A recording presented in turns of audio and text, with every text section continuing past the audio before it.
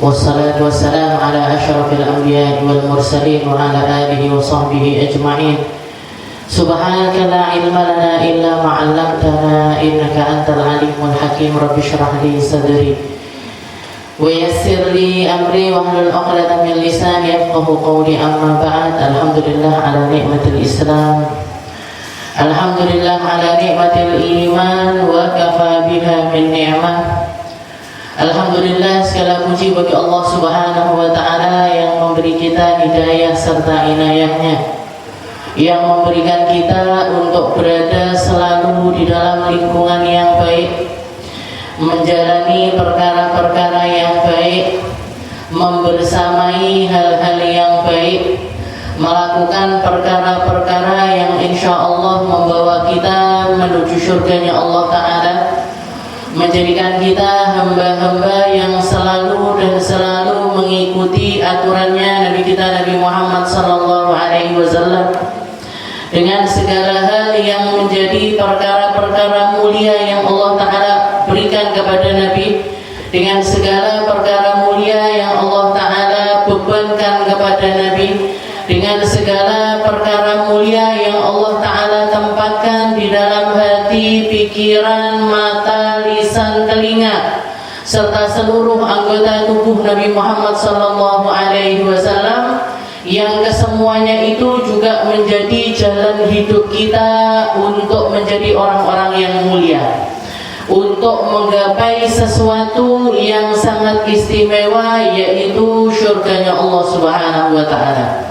Maka di siang hari ini, di kesempatan yang semacam ini, di bulan mulia ini, aroma-aroma Ramadan sudah amat sangat tercium, sudah ada di depan mata kita.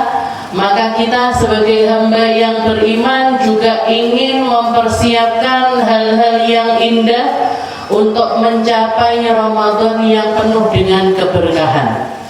Kita nyari hal-hal yang mulia di tempat-tempat mulia, berupa ilmu, zikir, salawat, serta sedekah dan juga hal yang lainnya, untuk mencapai perkara-perkara yang Allah Ta'ala tawarkan di dalam Ramadan ini dengan berlipat gandanya setiap pahala. Kita belajar salat agar nanti di Ramadan salat kita juga menjadi lebih sempurna.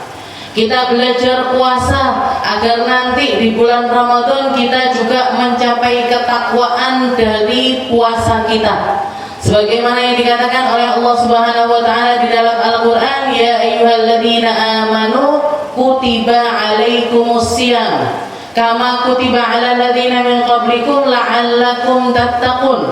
Wahai hamba-hamba yang beriman, sungguh aku wajibkan bagi kalian untuk berpuasa untuk mencapai derajat ketakwaan. Maka yang kita lakukan adalah memupuk takwa, ngopeni takwa, merawat takwa, agar ketakwaan itu benar-benar terrealisasi di dalam setiap relung-relung jiwa kita, menancap kuat di dalam sanubari kita. Hal itulah yang akan membuat Allah Subhanahu wa Ta'ala menempatkan kita di tempat yang mulia. Kita duduk ngaji, kita duduk belajar setiap Kamisnya, setiap siang hari Kamisnya. Tujuannya untuk apa? Untuk nyari perkara-perkara mulia. Itu yang sedang kita lakukan. Maka perlu disyukuri. Hal yang semacam ini perlu disyukuri, perlu diulang-ulang terus syukurnya, perlu ditambahi terus syukurnya, agar nikmat ini bertahan di dalam jiwa kita, tidak akan pernah rela kita untuk melepaskannya sampai akhir hayat kita. Kita masih melanjutkan apa yang kita bahas, minal qasasil haq, dari kisah-kisah yang penuh dengan kebenaran di dalam Al-Qur'annya Allah. Kisah-kisah yang di setiap kisah tersebut ada banyak hikmah di dalamnya, ada banyak kebaikan di dalamnya, ada banyak hukum-hukum yang perlu untuk kita perhatikan agar kehidupan kita juga sesuai dengan apa yang diridhoi oleh Allah Subhanahu wa Ta'ala. Beberapa waktu yang lalu kita masih membahas tentang kisah Nabi Allah Ibrahim beserta dengan Nabi Allah Ismail ketika beliau menyempurnakan serta menaikkan pondasi-pondasi dari Ka'bah. Wa idh yarfa'u Ibrahimul qawa'ida minal baiti wa Ismailu Rabbana taqabbal minna innaka antas sami'ul 'alim wa tub 'alaina innaka antat tawwabur rahim. Rabbana waj'alna muslimaini laka wa min dzurriyyatina ummatan muslimatan lak wa arina manasikana wa tub 'alaina. Katanya Nabi Allah Ibrahim dan juga Nabi Allah Ismail, sembari beliau ini meletakkan pondasinya Ka'bah, sembari bersusah payah membangun Ka'bah, sembari meletakkan setiap hal-hal yang menjadi bagian dari Ka'bah itu dipenuhi dengan semangat, dipenuhi dengan hati yang luar biasa berharap, ditambah juga dengan lisan-lisan yang gak pernah berhenti berdoa. Maka salah satu cirinya hamba beriman, salah satu hal yang harus ada di dalam diri kita sebagai orang yang beriman, apapun kegiatan kita, sedang apapun kita, apapun yang sedang kita kerjakan, kesibukan bagaimanapun kita ini sedang kerjakan, lisan kita jangan pernah berhenti berdoa. Jangan pernah berhenti berzikir. Jangan pernah berhenti untuk menyambungkan hati, menyambungkan rasa kepada Allah Subhanahu wa Ta'ala. Kalau Nabi Muhammad SAW mengibaratkan mathalul ladzina yadhkurullah walladzi la yadhkurullah kamathalil hayyi wal mayyit. Permisalan orang lagi ingat Allah sama orang lagi nggak ingat Allah itu kayak orang hidup sama mati.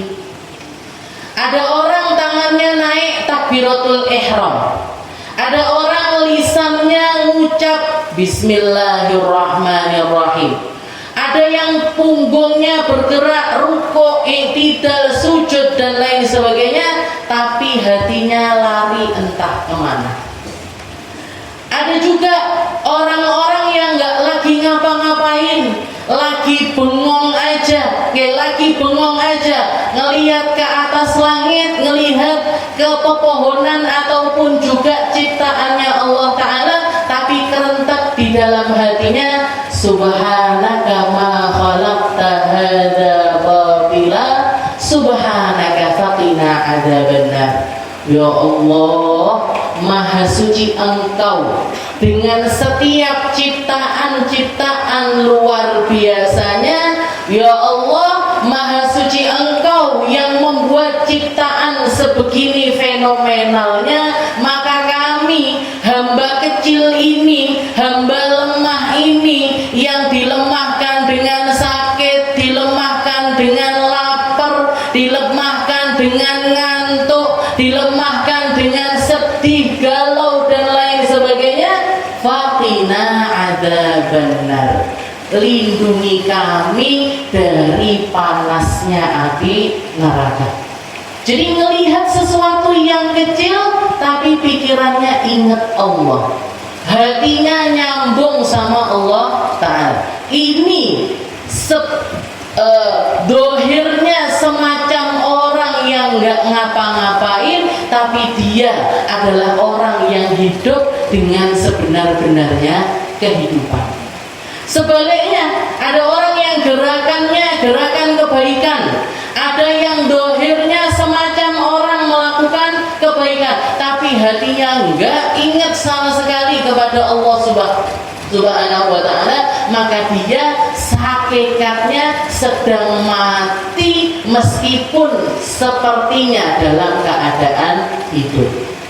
Jadi sambungan hati, Nabi Allah Ibrahim, Nabi Allah Ismail, beliau melakukan perkara yang baik, bangun Ka'bah dengan dana pribadinya beliau, diangkat, dibenahin, ditoto, diarsiteki sendiri, diletakkan sendiri, dibangun sendiri, dan lisannya sama sekali nggak pernah putus untuk minta sama Allah Ta'ala. Rabbana taqabbal minna innaka antas samiul alim. Ya Allah, yang saya lakukan ini Mbok diterima. Ya Allah, yang saya lakukan ini Mbok dianggap nyata. Ya Allah, yang saya lakukan ini hendaknya Engkau ambil dengan pengambilan yang baik, sehingga yang kembali kepada kami pun juga semuanya adalah perkara yang baik. Yang kami harapkan hanya setiap pahala-pahala dari ini. Pentingnya noto hati. Mau ngapain aja ditoto, mau ngapain aja dibenahin, mau ngapain aja kita cari celahnya, kita cari caranya agar tidak disusupi dengan nafsu diri, tidak disusupi dengan perkara-perkara syaitaniyah ataupun perkara duniawi, tapi murni karena Allah Subhanahu wa Ta'ala. Setelah itu beliau nggak melepaskan juga kesempatan untuk berdoa. Siapa yang didoakan selain untuk dirinya? Beliau berdua meminta kepada Allah Ta'ala, Rabbana waj'alna muslimaini laka. Ya Allah, jadikan saya serta Ismail ini orang-orang yang senantiasa berislam, orang-orang yang senantiasa beriman, ngelakoni keislaman, istiqomah di dalam Islamnya sampai kapan? Sampai nanti akhir hayat kami. Rabbana waj'alna muslimaini laka wa min dzurriyyatina ummatan muslimatan lak.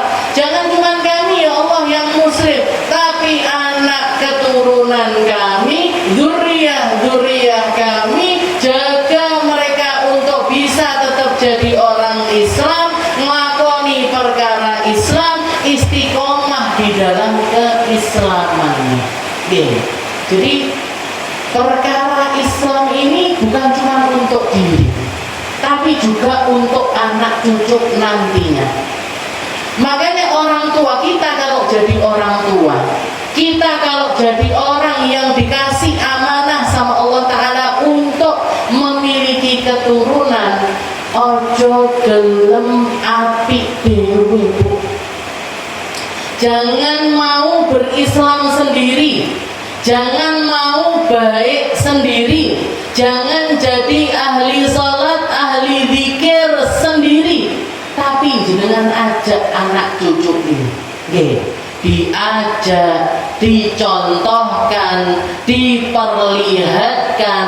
Ada nggak maunya, ada penolakannya, disabar-sabari untuk terus bisa melakukan perkara yang semacam itu. Sayyidina Umar bin Khattab selalu bilang sama anaknya, setiap kali bangun malam mereka, Sayyidina Umar mengatakan, mengutip ayat Allah Ta'ala yang mengatakan, wa'mur ahlaka bis-shalah wastabir 'alaiha la nas'aluka rizqa nahnu narzuquk wal 'aqibatu lit-taqwa. Katanya Sayyidina Umar ngambil firman-Nya Allah Ta'ala, perintahkan anak-anakmu untuk sholat dan bersabarlah untuk memerintahkan mereka sholat. Nyuruh serta sabar di dalam menyuruh itu bukan cuma tentang sholat, tapi di dalam setiap perkara-perkara keislaman. Puasa Ramadan, kalau anak-anak kita dari kecil nggak diajarin untuk puasa, nggak dicontohin untuk puasa, nggak dieling nih kalau ada salah di dalam puasanya, mereka sulit untuk bisa istiqomah ketika besarnya. Perkara sholat kalau nggak dicontohin, kalau nggak diomongin, kalau nggak dijadikan pembahasan di dalam keluarga kita, berapa banyak orang tua ahli masjid, anak-anaknya nggak pernah ke masjid. Berapa banyak orang tua ahli majelis, anak majlis. Kok berangkat ke majlis?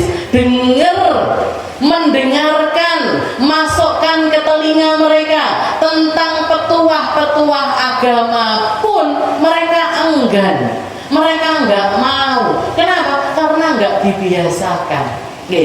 Makanya salah satu sunnahnya para asrafun as-solihin, salah satu hal yang dilakukan oleh para salaf kita itu kalau mereka sholat anaknya digowo.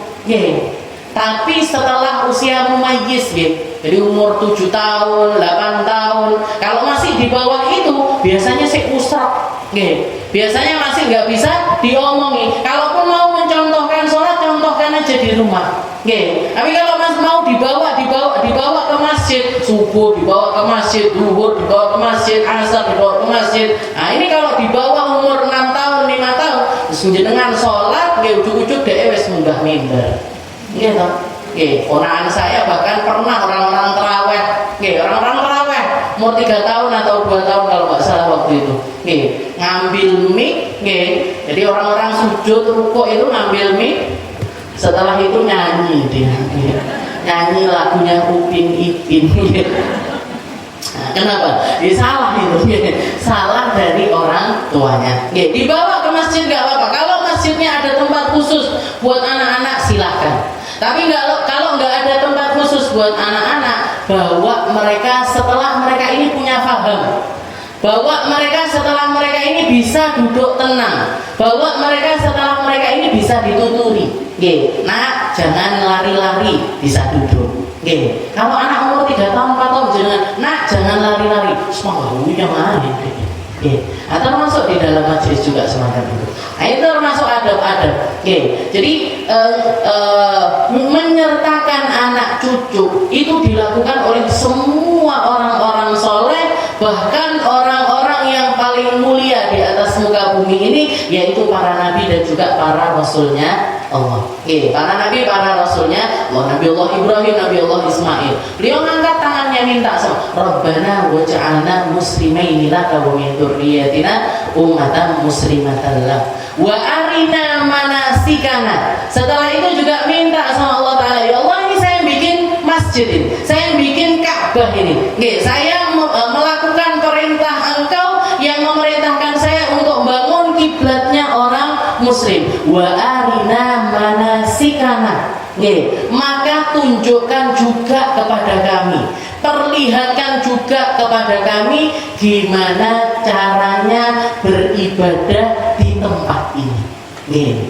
Makanya Nabi Allah Ibrahim diajarin setelah itu sama Allah Ta'ala caranya tawaf, caranya sa'i, caranya melempar jumroh, yang kesemuanya sumbernya dari Nabi Allah Ibrahim, Nabi Allah Ismail. Kita tawaf ngikuti siapa? Kalau tawaf itu ibadah paling awal, bahkan dari Nabi Allah Adam pun juga sudah melaksanakan hal tersebut. Nabi Allah Adam begitu diturunkan sama Allah Ta'ala ke atas muka bumi ini, ketemu setelah pertemuannya dengan Siti Hawa, setelah itu tahun tersebut juga, tahun pertemuan itu juga, beliau berdua menjadi orang yang pertama kali melaksanakan ibadah haji. Jadi orang yang pertama kali melaksanakan ibadah haji, setelah selesai berhaji, entah bagaimana runtutan dari ibadahnya dan lain sebagainya, walhasil mereka berdua ini melaksanakan ibadah haji, maka yang memberikan selamat adalah para malaikat-malaikatnya Allah. Yang memberikan selamat adalah para utusan-utusan Allah Ta'ala yang dari langit turun ke bumi, memberikan selamat kepada Nabi Allah Adam, serta mengatakan kepada Nabi Allah Adam, ya Adam, barra hajjuka ya Adam, haji mabrur insyaallah Nabi Allah Adam. Jadi haji yang mabrur insyaallah Nabi Allah Adam, fa innana qad hajjatna fi hadzal makan bi alfai am. Sebelum kamu melaksanakan ibadah haji, kami para malaikatnya Allah Ta'ala di setiap musim haji diperintahkan sama Allah Ta'ala untuk berhaji selama kurang lebih 2000 tahun. Jadi Nabi Adam haji pertama kali, itu haji-haji yang lainnya sudah ada, durasinya 2000 tahun, hajinya setiap tahun. Siapa? Para malaikat-malaikatnya Allah Subhanahu wa taala. Jenengan bisa bayangkan umure dunya iki piro?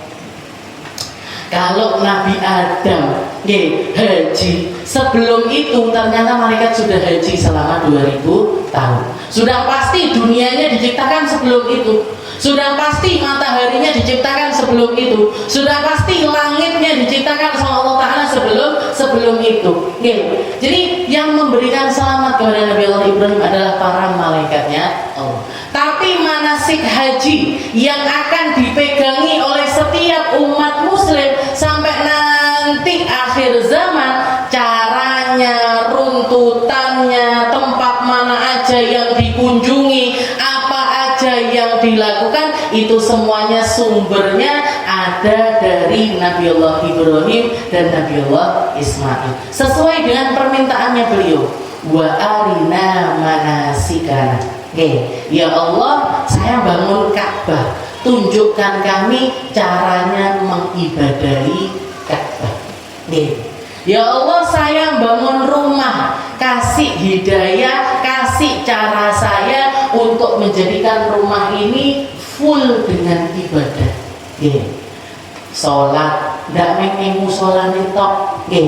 Ibadah bukan cuma di musolanya aja, di kamar kita pakai ibadah, ruang tamu dipakai ibadah, ruang tengah dipakai ibadah, dapur dipakai ibadah. Ibadah itu nggak harus duduk pakai mukena bleber sajadah terus tangannya bertasbih, nggak harus Bu. Jangan sama goreng-goreng, sama masak-masak, lisannya nggak harus Allahumma sholli ala sayyidina Muhammad wa ala ali sayyidina Muhammad, Allahumma sholli ala sayyidina Muhammad wa ala ali sayyidina Muhammad. Atau kalau misalkan jenengan lagi belajar ngaji, lagi belajar jilid, lagi belajar ngafalin Al-Qur'an, dipakai buat apa namanya? Buat murojaah bisa, ngapalin misalkan surat Al-Qari'ah, Al-Qari'ah, Mal-Qari'ah, Umma Adroka Mal-Qari'ah, Ayumaykunna Subal-Qari'ah, nanti pakai buat murojaah. Jadi semua tempat rumah-rumah kita itu kita gunakan untuk melaksanakan ibadah. Wa arina manasik. Jenengan punya amanah untuk ini, Buya Yahya dikasih kesempatan sama Allah Ta'ala untuk menghidupkan tempat ini. Jangan mau ketinggalan untuk ikut menghidupkan tempat ini. Mau itu dengan kehadiran kita, mau itu dengan harta kita, mau itu dengan ide kita, dengan pikirannya kita pakai untuk melaksanakan ibadah-ibadah di tempat-tempat yang Allah Ta'ala tunjukkan kebaikannya untuk kita. Setelah itu di ayat-ayat selanjutnya Allah Ta'ala juga menceritakan tentang wasiatnya para keturunannya Nabi Allah Ibrahim. Setelah minta doakan anaknya, doakan dirinya, minta ditunjukkan caranya ibadah, juga termasuk doanya Nabi Allah Ibrahim minta agar Nabi yang terakhir itu nanti tinggal di negeri Mekah. Rabbana wa ba'ath fihim rasulan minhum yatlu 'alaihim ayatika wa yu'allimuhumul kitaba wa yuzakkihim innaka antal azizul hakim. Ya Allah, utuskan seorang nabi, seorang rasul yang tinggal di tempat ini, dari golongan ini, ngajarkan mereka Al-Quran, ngajarkan mereka caranya membersihkan diri, mau itu pembersihan dohir ataupun juga pembersihan batin. Innaka antal azizul hakim. Jadi requestnya Nabi Allah Ibrahim.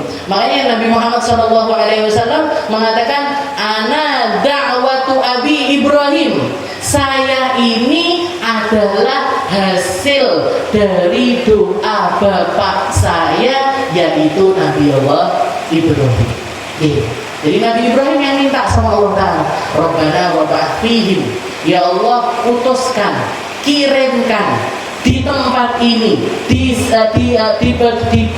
bumimu yang ini, wa ba'ath fihim rasulam minhum, seorang rasul dari golongan mereka, dari golongan manusia, dari golongan manusia. Rasulam minhum yatlu 'alaihim ayatika.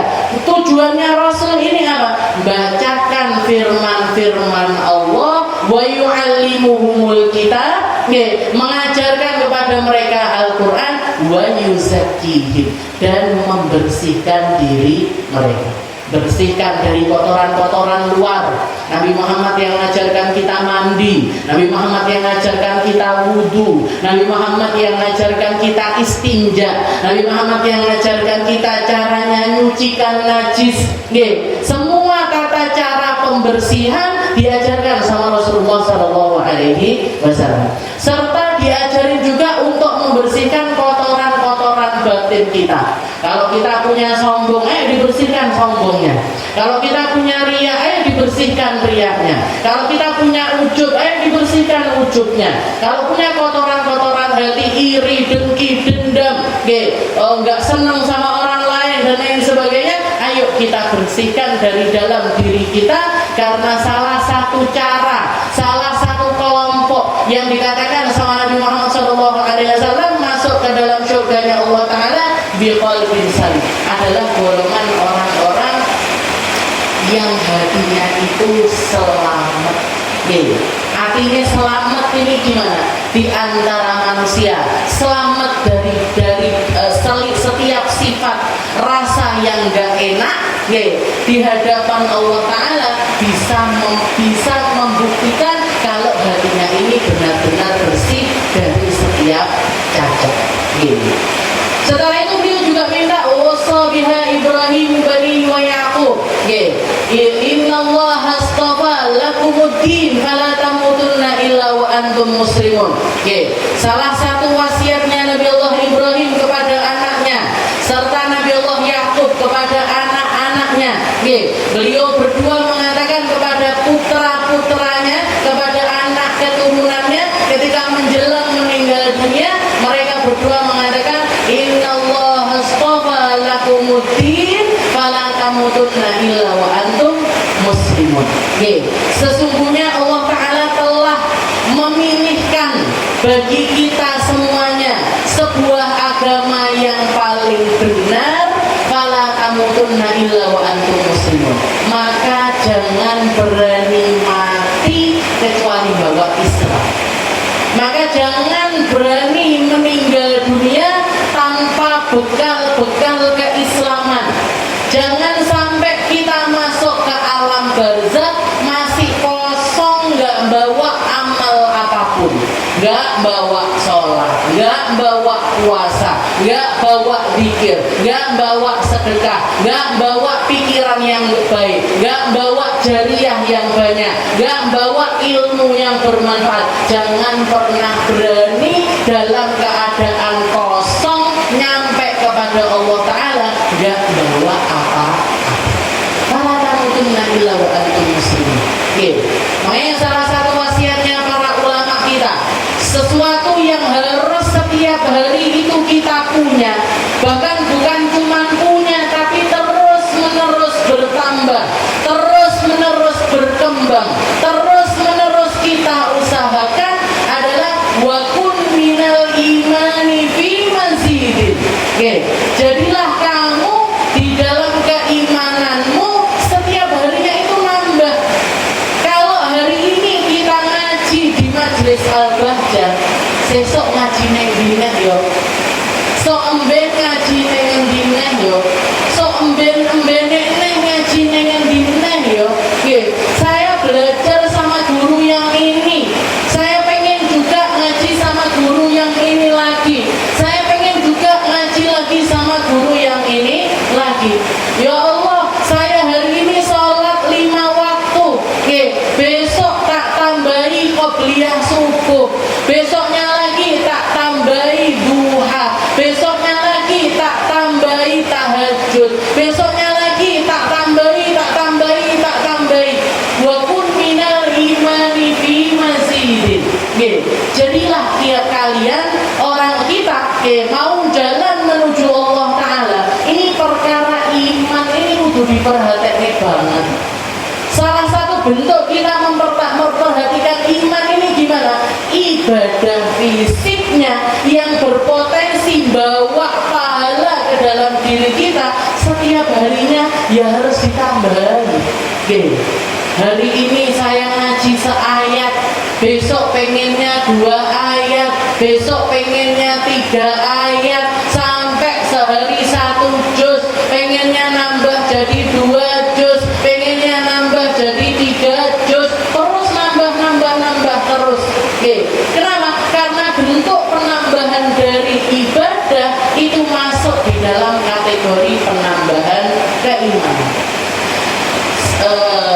Al-Imamuna Imam Syafi'i, ya, imam kita di dalam fikih yaitu Imam Syafi'i, kalau sudah mau masuk bulan Ramadan, ya, kalau masuk bulan Ramadan majelisnya ditutup semuanya, Bu. Ya, saya pengen nirukan juga, tapi koyo rodo angel, ya. Ibu-ibu diajak nutup majelis malah bodoh ustazah, kalau enggak majelisan malah orang ngaji. Ustazah, kalau enggak dibacakan Qur'annya sulit juga kita ngajinya. Yes, berarti umatnya, nah istilahnya umatnya Imam Syafi'i sama umat zaman ini rotok bergeser. Kenapa kok Imam Syafi'i tutup semua majelisnya? Katanya beliau, saya pengen fokus di dalam Al-Quran. Makanya salah satu hal yang dilakoni sama Imam Syafi'i, dikatakan Imam Syafi'i itu kalau sudah masuk bulan Ramadan, kalau sudah masuk bulan Ramadan minimal beliau khatam Al-Quran setiap hari 2 kali. Jenengan khatamnya di Rabu sebulan sekali apa setahun sekali? Piro yo saya terakhir khataman itu seiling-iling atuh bisa terakhir khatamannya. Imam Syafi'i itu hari-hari biasa beliau interaksinya sama Al-Quran sudah luar biasa, tapi khusus di bulan Ramadan beliau khatam Al-Quran itu sehari 2 kali.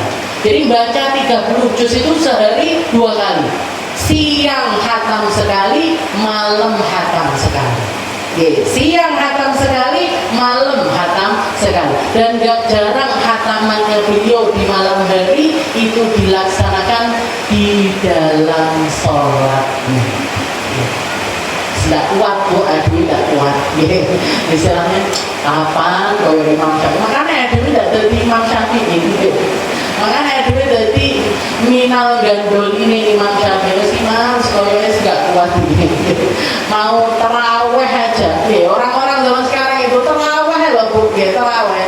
Golek sing paling cuwet, yang cuwet itu jamaahnya paling kuat ya. Sing dawa-dawa ndak payu bisa. Kalau ada orang buka sholat tarawih berjamaah sehari 1 juz, saya yakin enggak laku. Neng tulung aku maupun neng. Nah, jadi istilahnya orang-orang terdahulu itu dengan amal kebaikannya yang luar biasa itu semacam itu. Dan setiap harinya masih terus nambah kebaikan-kebaikan. Anak prinsipnya waktu minal imani fi masjid. Nambah imannya terus, wa fi safa'il qalbi tajdidi. Beramal baik, menambah amalan baik, bahkan sangat bersemangat di dalam menambahi amal kebaikan, disertai dengan penjagaan hati yang luar biasa. Wa fi safa'il qalbi tajdidi. Ini perkara hati, ini diperhatikan, nggak sebulan sekali, apalagi setahun sekali atau seminggu sekali, tapi diperhatikannya setiap hari, setiap waktu. Atiku ki piye asline? Banyak nodanya apa enggak? Banyak buruknya apa enggak? Banyak dengkinya apa enggak? Banyak bencinya atau enggak? Kalau ada yang enggak enak di dalam hatinya, dilepaskan.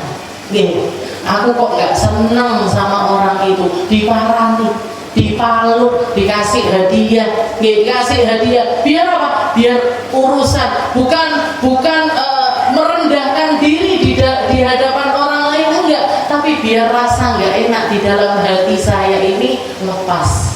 Wa fi safa'il qalbi tajdidi. Dengan apa? Bikathratis salati wa ta'ati wa tarku malin nafsi syahwat. 2 perkara ini bisa kita raih dengan cara apa? Dengan memperbanyak sholat, dengan memperbanyak taat. Memperbanyak sholat, memperbanyak taat.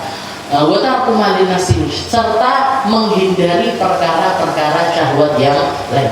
Ini wasiatnya Nabi Allah Ibrahim dan juga Nabi Allah wasa biha Ibrahim banihi wa Yaqub. Nabi Ibrahim, Nabi Allah Yaqub minta sama wasiat kepada anak-anak. Salah satu bentuk penjagaannya sampai ujung hayatnya, sampai di akhir sebelum meninggal dunia, yang diwasiatkan kepada anak-anak, innallaha astafa lakumuddin fala tamutunna illa wa antum muslimun. Allah Ta'ala sudah memilihkan bagi kita agama yang terbaik. Jangan berani mati kecuali husnul khotimah. Jangan berani mati kecuali mencapai akhir yang baik. Jangan berani mati kecuali kita bawa amal-amal kebaikan. Kenapa kok kita setiap hari beramal? Kenapa kok kita setiap hari sholat? Kenapa kok kita setiap hari zikir? Agar apa? Agar sewaktu-waktu diambil nyawa kita sama Allah Ta'ala, kita dalam kebaikan tersebut. Apalagi Nabi Muhammad SAW mengkabarkan orang itu dicabut nyawanya sama Allah Ta'ala sesuai dengan amaliyahnya dia.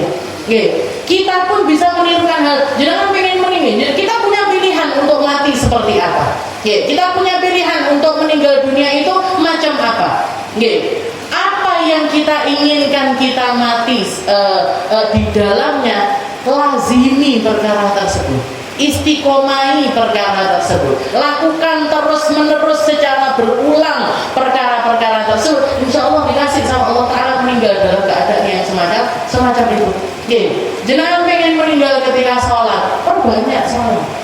Pengen meninggal ketika puasa, perbanyak puasa. Seperti salah satu sahabatnya Nabi serta menantunya Nabi, Sayyidina Utsman bin Affan. Sayyidina Utsman bin Affan itu meninggal dalam keadaan berpuasa, dalam keadaan buka Al-Quran. Makanya dikatakan ketika beliau wafat, ini lembaran-lembaran Al-Quran ini berserakan di sekitarannya beliau, campur sama darahnya Sayyidina Utsman.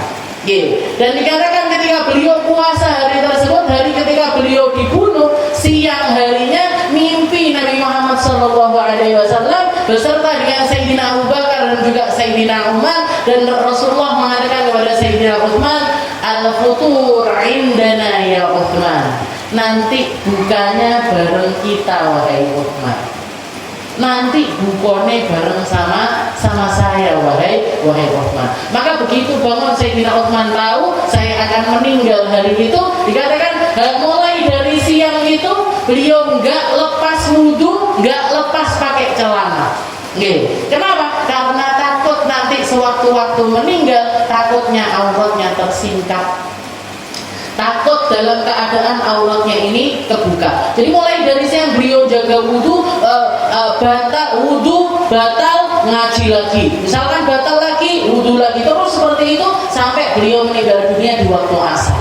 Di waktu asar. Jadi menjelang maghrib, belum sampai maghrib. Benar seperti yang dikatakan oleh Nabi Muhammad SAW, al-futur indana.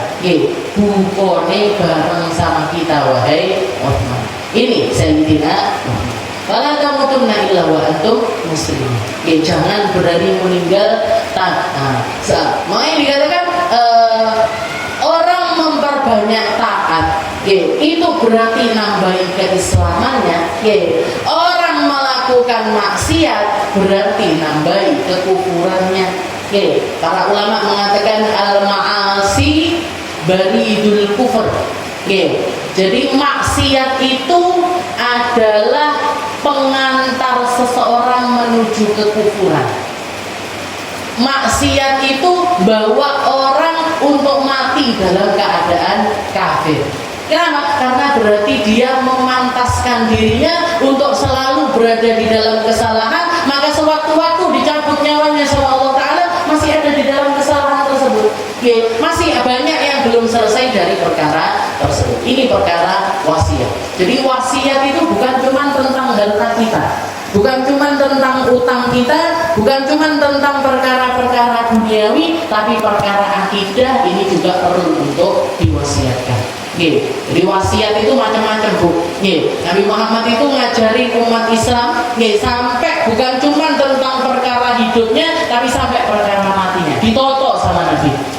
Bahkan di dalam Al-Quran juga dikatakan, kutiba alaikum idh hadara alaikumul maut in taraka khairanil wasiyatu lil walidaini wal aqrabin haqqan 'alal muttaqin. Salah satu hal yang diwajibkan sama Allah Ta'ala untuk dilakukan sebelum seseorang itu meninggal dunia adalah menulis wasiatnya. Nulis wasiat itu bukan cuman orang yang aku meninggal, tak nulis wasiat. Kayaknya saya sudah sangat tua sekali, saya tak nulis wasiat. Enggak Bu, emangnya syaratnya meninggal nunggu tua? Emangnya syaratnya meninggal nunggu sakit? Orang nggak kenapa-kenapa ujuk-ujuk meninggal kakek. Orang geletak turu ujuk-ujuk bablas banyak. Berarti apa? Wasiat itu harus rutin untuk kita tuliskan. Ada kategori wasiat wajib, ada kategori wasiat itu hukumnya sunnah, ada kategori wasiat itu hukumnya bahkan haram. Wasiat yang wajib ini apa? Wasiat tentang harta ataupun juga utang yang kita miliki. Entah itu kita utang sama orang lain atau orang lain utang sama kita, harus punya catatannya, Bu. Berapa banyak anak-anak yang setelah orang tuanya ini meninggal kaget-kaget jantungan. Karena apa? Karena tahu-tahu ada orang datang, bapakmu utang karo aku 10 juta. Pusing dia. Datang lagi orang, bapakmu punya utang sama aku 50 juta. Pusing lagi. Utang. Kata anaknya, kok bapak nggak pernah cerita? Yaudah enek catatan nih, yaudah pernah ngomong sama saya. Jadi perkara-perkara yang semacam itu harus diwasiatkan. Atau kalau laki-laki kadang-kadang juga yang banyak zaman sekarang ini terjadi, bapaknya meninggal dunia, ujuk-ujuk datang keluarga baru, ini adikmu, ini ibu sambungmu. Mumet langsung. Ini keluarganya pusing ini. Kenapa? Karena nggak pernah ada omong-omongan ataupun juga minimal itu diwasiatkan. Ini wasiat wajib ini. Kalau wajib itu apa? Kalau wajib itu berarti kalau dia meninggal nggak ngabari siapa-siapa, nggak ngasih tahu siapa-siapa tentang perkara harta, tentang perkara utang ataupun juga tanggungan-tanggungan yang semacam ini, dia meninggal dalam keadaan berdosa. Dia meninggal dalam keadaan bawa dosa. Kenapa? Karena wasiat ini termasuk wasiat wajib. Kalimatnya kutiba alaikum idh hadara, aku tetapkan bagi kalian. Kata-katanya firman yang Allah Ta'ala sama seperti kewajiban kita melaksanakan puasa. Ya ayyuhalladzina amanu kutiba alaikumusiyam, saya tetapkan atas kalian puasa. Wasiat juga kutiba alaikum, aku tetapkan bagi kalian, ditetapkan bagi kalian. Idh hadara alaikumul maut, ketika maut itu datang kepadamu, ketika ajalmu itu nyampe, intaraka khairanil wasiyah, untuk menuliskan wasiat kebaikan. Buat siapa? Lil walidaini wal aqrabin, untuk orang tua ataupun kerabat-kerabat terdekatnya. Haqqan 'alal muttaqin, kalau kamu orang yang bertakwa kudune gawe wasiat. Kalau kamu bertakwa harusnya ninggalkan wasiat yang semacam ini. Ini hukumnya wajib. Ada yang hukumnya sunnah.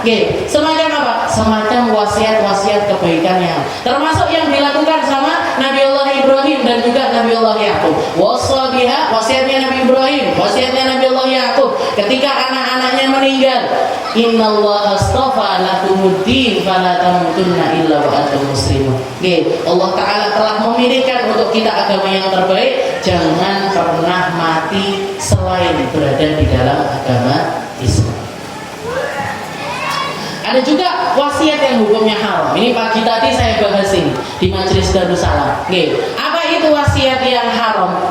Wasiat pertama, meninggalkan wasiat untuk anak cucunya, untuk keluarganya tentang harta ataupun juga tentang tanggungan-tanggungan yang dia miliki.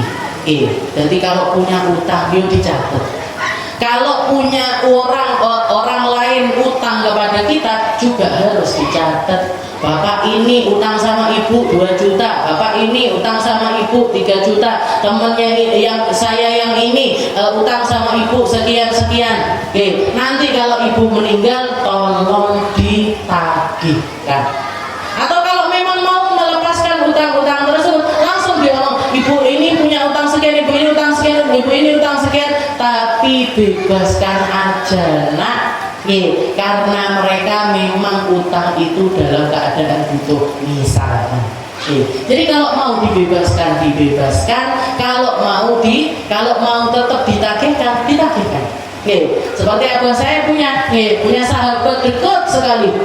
Pernah terjadi pertemanan orang kalau temenan dekat itu kan biasa. Ini utang sekian, pernah minjem sekian. Senominalnya abang saya sampai nggak ngerti. Begitu meninggal dunia, berada di depan jenazahnya, abang saya bilang, kamu sahabatku sampai mati, kamu teman terbaikku sampai mati, apapun yang pernah terjadi di antara kita sudah saya halalkan. Ini dilepaskan sama abah saya. Jadi semacam itu harus dilakukan. Kalau nggak dituliskan ya diomongkan. Kalau nggak dituliskan jangan omongkan. Orang sekarang punya duit disimpannya di rekening. Punya duit disimpannya di rekening. Tapi rekening ini dikasih tahu ke anak-anak. Jangan mati kartunya dibawa kabel. Jangan mati ATM-nya dibawa semua. Ini nggak berlaku lagi di akhirat ini ATM ini. Alatnya sudah enak, gesek udah enak, QRIS juga udah nggak ada. Jadi diwasiatkan nih harta saya yang ini, harta saya yang ini, harta saya. Kalau mau dibagikan pisan. Kalau mau dikelolakan pisan. Kalau mau diwasiatkan untuk kebaikan diwasiatkan. Di zaman Nabi SAW para sahabat itu mayoritas yang kaya-kaya, yang berduit itu ketika meninggal dunia itu banyak berwasiat menghibahkan atau hartanya itu dijariahkan semuanya kepada Nabi Muhammad SAW. Ada yang ngasih seluruh hartanya, ada yang ngasih separuh hartanya, ada yang ngasih 2/3 hartanya. Sebagian diterima sama Nabi, sebagian lagi nggak diterima sama Nabi. Sebagian karena ketika Rasulullah melihat, oh ini sahabat ini punya harta banyak, punya duit banyak, anak-anaknya pada sudah mapan semuanya, anak-anaknya sudah pada kerja semuanya, bisa menghidupi diri mereka sendiri, orang tuanya pengen maksimal di dalam amalnya, diberikan semuanya kepada Nabi Muhammad, diterima sama Nabi. Diterima, nanti dibikin bangun baitul mal, dibikin bangun sekolahan, buat bayarin para guru-guru, dijariahkan. Tapi sebagian lagi nggak diterima sama Nabi. Seperti ketika ada seorang laki-laki sudah sakit parah sekali, dijenguk sama Nabi. Dijenguk sama Nabi, katanya sahabat tersebut, ya Rasul, saya pengen kayak orang-orang yang lain juga. Saya mau wasiat, harta saya tak sedekahkan semuanya. Katanya Nabi Muhammad SAW, jangan. Kamu punya anak perempuan cuma 1, belum dewasa, dia masih banyak butuh dana. Kamu meninggalkan anakmu kaya raya lebih baik ketimbang setelah kamu tinggalkan dia malah justru jadi orang yang minta. Tinggalkan buat anakmu. Kalaupun mau sedekah sebagian. Maka sahabat tersebut mengatakan, "At-thulutsan ya Rasul. Kalau gitu saya mau sedekah 2/3 harta saya ya Rasul. 1/3 buat anak saya, 2/3-nya untuk agama Islam." Katanya Nabi Muhammad, "At-thulutsan katsir, kebanyakan 2/3. Kebanyakan, jangan 2/3. Katanya sahabat tersebut, "An-nisf ya Rasul. Kayak kalau gitu setengah dari harta saya ya Rasul." Katanya Rasul, kebanyakan, setengah juga kebanyakan. Kalau gitu ats-tsulut ya Rasul. Katanya Nabi Muhammad, ya sudah, kalau kamu memang mau wasiatkan 1/3 dari hartamu, tapi 1/3 itu pun sebenarnya juga masih sangat banyak. Nah, dari sini keluar hukum, kalau misalkan ada orang meninggal kok wasiatnya ini hartanya di bawah 1/3, maka sebaiknya langsung dikeluarkan. Termasuk wasiat yang dianjurkan untuk ditunaikan oleh para ahli warisnya. Tapi kalau di atas 1/3, ahli waris ini punya hak untuk menahan atau membagikan. Kalau sebagian ahli waris setuju, sebagian lagi nggak setuju, yang bagian yang setuju yang dikeluarkan, bagiannya yang nggak setuju nggak perlu untuk diberikan. Nah, ini aturannya agama Islam, detail sekali Bu. Detail, ada semuanya, nggak luput sama sekali, dan akan membuat yang meninggal tenang, yang ditinggal juga tenang. Yang meninggal ini nggak bawa tanggungan apa-apa di akhiratnya, yang ditinggal juga dalam keadaan gak kaget-kaget, ujuk-ujuk entuk ibu anyar, ujuk-ujuk entuk adik anyar, ujuk-ujuk, gak ada hal-hal yang semacam itu kalau seseorang ini menjalankan wasiat dengan benar. Wallahu a'lam bishawab. Insyaallah kita lanjutkan di pertemuan-pertemuan selanjutnya. Mudah-mudahan panjang umur selalu.